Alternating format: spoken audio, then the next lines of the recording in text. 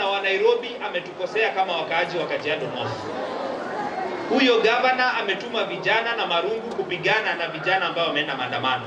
Katikati ya hiyo, hao vijana wa Sakaja wameibia wanabiashara ambao wametoka Ngong, wako na maduka Nairobi. Watu wetu wanaendaga River Road, wanaendaga Gikomba kutafuta, alafu wanakuja hapa. Sasa sisi tutanyamazia Sakaja? Nairobi ni kaunti yetu na hatutakubali gavana Sakaja kufanya ukora na wizi Nairobi. Na tumeambia wale watu, kama ulikuwa na license, maduka yako imeibiwa, next year hautalipa hiyo license. Sakaja ndiye atagharamia license kwa sababu ya kuibia watu wetu.